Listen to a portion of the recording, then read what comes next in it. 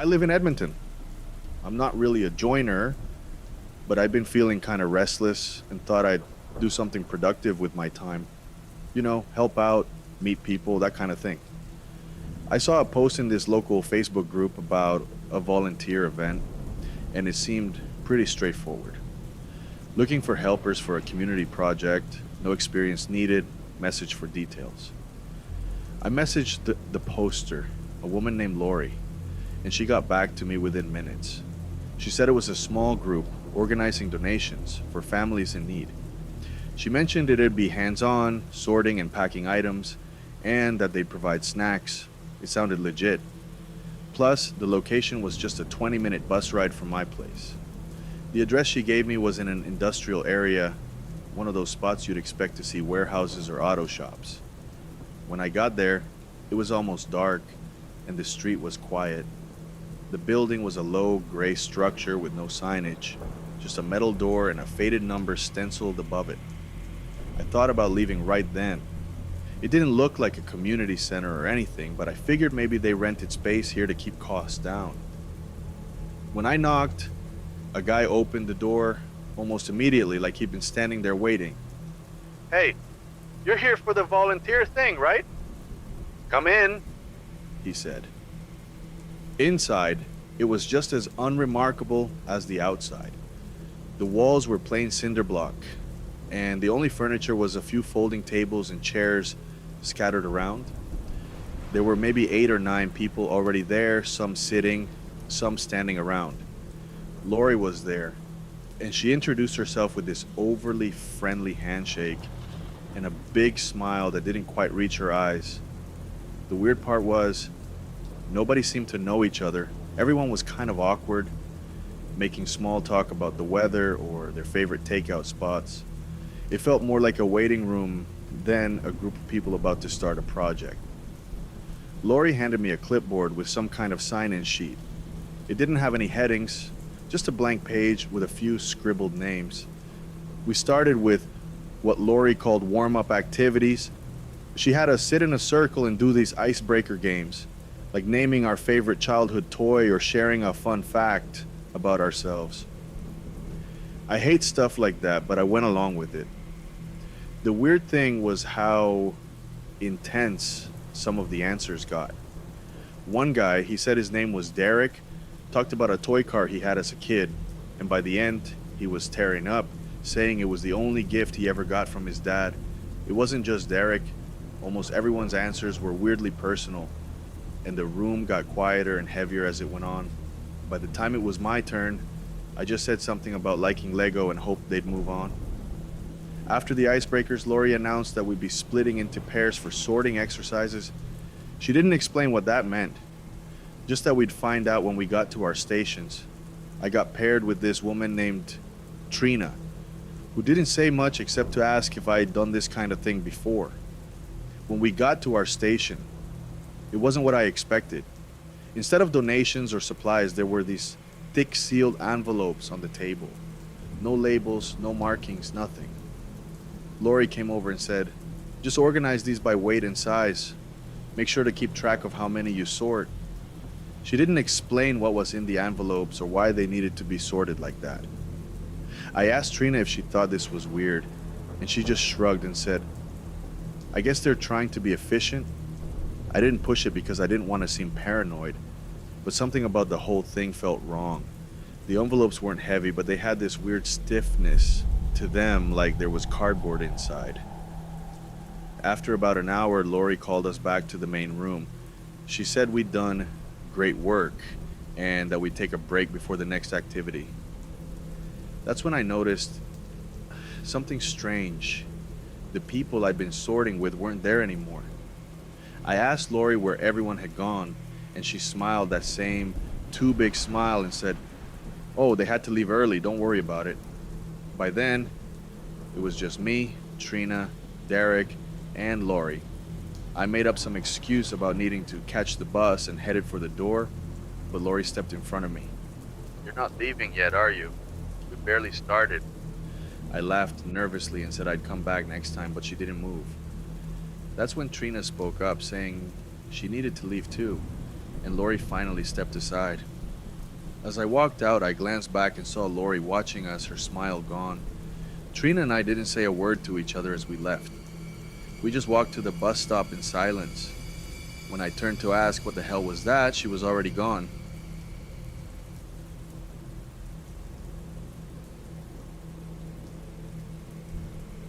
First off, I live in a regular suburban neighborhood. Just a bunch of identical houses with neat lawns and nosy neighbors. You know the type. Kids biking around, the smell of barbecues on weekends, the usual. I've been here for about 3 years, and honestly, it's been uneventful. Until now. There's this couple that moved in across the street maybe 4 or 5 months ago. They're weird. Not in the we mind our own business kind of way, but in a there's something off about them kind of way. The guy, let's call him Dan, looks like your typical suburban dad. Always in joggers, always watering the lawn. But he never says hi, ever. Not even a nod. The woman, though? She's the real creep. I've never seen her outside during the day, ever. At night, though, that's a whole different story. I work late sometimes, so I'll get home around midnight or later. And every single time, without fail, I see her. She stands by their front window, just staring out. No lights on inside, just her silhouette against the glass. It's unsettling. But whatever, I don't really care. I didn't think too much of it at first. Then things started getting stranger. About 2 weeks ago, I was out taking the trash late at night. I noticed Dan loading something into the trunk of his car. It was a big black bag, like those heavy-duty contractor bags. And he was being really careful about it. Like, paranoid careful. He kept looking around, checking to see if anyone was watching. I thought maybe it was just garbage or something. But then I started paying more attention to them. And now, I wish I hadn't. I started noticing things. For one, they never have visitors. No friends, no family, nothing. They don't even get packages delivered. In this day and age, that's weird. Then there's the basement light. It's on all the time. I'm talking 24/7. I can see it through their side window, this dim, yellowish glow that never turns off. A few nights ago, I saw Dan again. Same deal, late at night, loading something into the car. This time, I decided to follow him. Yeah, I know it's stupid, but curiosity got the best of me. He drove out to this park on the edge of town. I hung back, keeping my headlights off, and watched as he dragged the bag out of the trunk and carried it into the woods. When he came back, the bag was gone. He just left it there. My mind was racing with possibilities. Was it just trash or something worse? I told myself not to get involved. It's none of my business. But then last night something happened that I can't ignore. I was sitting on my porch, scrolling through my phone, when I heard a noise, like a muffled scream. I could hardly hear it, but it was definitely coming from their house. I stood up, trying to figure out if I was hearing things. Then it happened again. This time it was clearer. It sounded like a woman. I called the cops. I know some people might think that's overreacting, but I couldn't just sit there and do nothing. They came pretty quickly, but when they knocked on the door, Dan acted completely normal. He even let them in to check the house. Of course, they didn't find anything. The cops left, and Dan stood there on his porch, staring at me for 3 seconds. Not saying a word, just staring. I've never felt more unsettled in my life. Today, I noticed something new. There's a spot in their backyard where the grass is all messed up. Like someone recently dug it up and then tried to cover it back. I can't stop thinking about what might be buried there. I don't know what to do. Part of me wants to mind my own business and move on. But another part of me feels like I've stumbled onto something really dark. I haven't seen the woman in days, and that basement light is still on. It's messing with my head. Anyway, I just needed to get this off my chest. If you've read this far, thanks. And if you ever feel like something's off with someone in your neighborhood, trust your gut. People are fucking weird. Update. I ended up moving out about a month after everything happened. I packed up what I could and left. I never got any answers, and honestly, I didn't want to. Sometimes it's better not to know. I've been in my new place for a few weeks now, It's quieter here, and the neighbors seem normal, at least so far.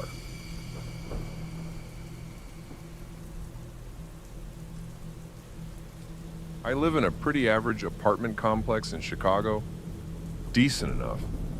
I work from home most days, so I'm around a lot, but I'm not exactly socializing with everyone on my floor.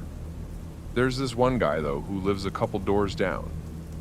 Let's call him Mark. We've exchanged a few head nods in the hallway, but that's it. A few weeks ago, I started noticing weird stuff.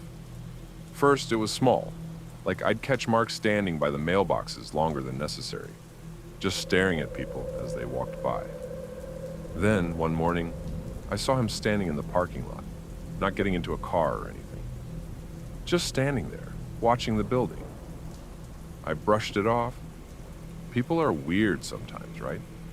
Maybe he was waiting for an Uber or something. But it got weirder. One night around 11 p.m., I was taking out my trash, and I saw Mark sitting on one of those concrete barriers in the lot.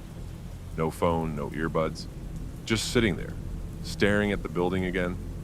He didn't even look at me when I walked by, which honestly made it creepier. Like, he wasn't trying to avoid looking weird. He just didn't care. A couple days later, I bumped into another neighbor, Sarah, in the hallway. We were making small talk, and I casually mentioned that Mark seemed off lately. Her face went pale. She told me she'd noticed him standing outside her window at night. Just standing there, looking up at her place. She thought she was being paranoid until I said something. After that, I started paying more attention. Turns out Mark wasn't just watching the building. He was watching people. I saw him sitting on a bench near the bus stop, eyes locked on some random guy who looked uncomfortable as hell. One time, he followed this woman from the lobby to her car one morning. Didn't say a word, just walked a few steps behind her until she drove off. One night, I woke up around 1 a.m. to use the bathroom. My apartment faces the street, and I have those cheap vertical blinds that don't really close all the way. As I walked past the window, I caught a glimpse of someone standing on the sidewalk. Guess who? Yep, Mark. He was just standing there, looking up at the building. He didn't move, didn't look away. I stood there for what felt like forever, until he finally walked off. After that, I was seriously freaked out. I thought about calling the cops, but what would I say? Hey, there's this guy who lives here and stands around a lot? It sounds ridiculous. Plus, he hadn't technically done anything illegal. Still, I started being more careful. Locked my door even when I was home, kept my blinds shut, avoided walking around the building alone at night. Then, last week, things escalated. I was working late, around midnight, when I heard footsteps in the hallway. Not unusual, but these footsteps stopped right outside my door. I muted my laptop and listened. Nothing. No knock, just silence. After a couple of minutes, I got up and looked through the peephole. Mark.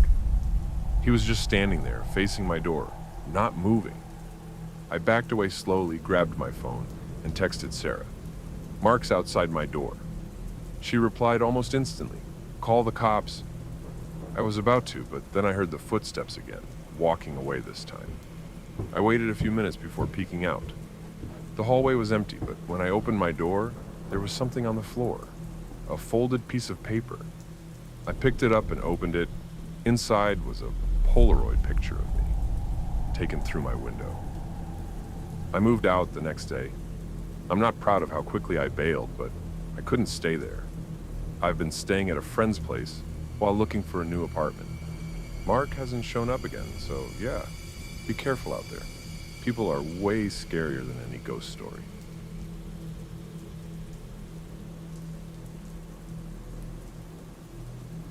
This happened a few days ago, and I honestly don't know what to do about it.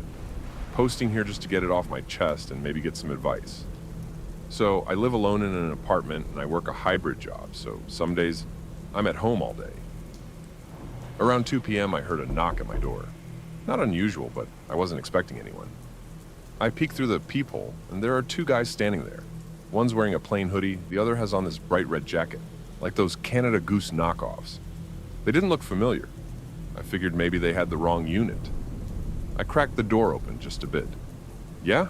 The guy in the hoodie smiled and said, "We're from management, here to check the fire alarms." That threw me off immediately. First off, my building doesn't do random checks without notice.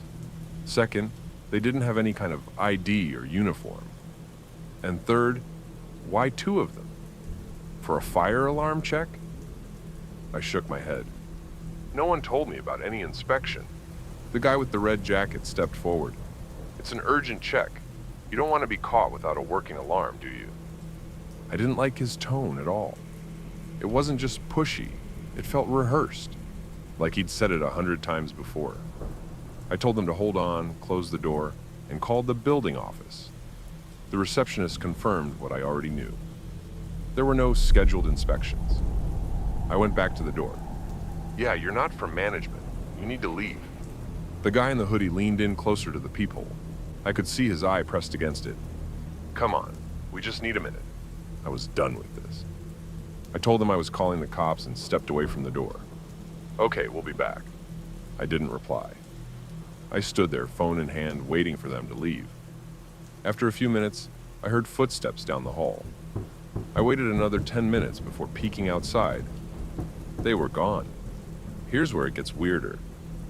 That night, around 11 p.m., I got a call from an unknown number. "Hello?" There was a pause, then a familiar voice. "Hey, it's us." It took me a second to process. It was Hoodie Guy. I hung up immediately and blocked the number. The next day, I told the building manager about it. He took it seriously and said they'd check the security footage. Later that afternoon, he called me back. "So, we looked at the footage. We saw them come in and out of the building, but there's something off." "Weird how?" "They weren't registered at the front desk. No visitor logs, nothing." I thought for a moment. "So, they snuck in?" "Looks that way. They used the stairs, avoiding the cameras in the elevators. We saw them walk up to your floor and leave about 15 minutes later. It's been a few days now, and nothing else has happened. But I keep thinking about how calm they were, how prepared they seemed. These weren't random people messing around. They knew what they were doing. I'm upgrading my locks and looking into getting a security camera for my door. And the scariest part, they knew my number.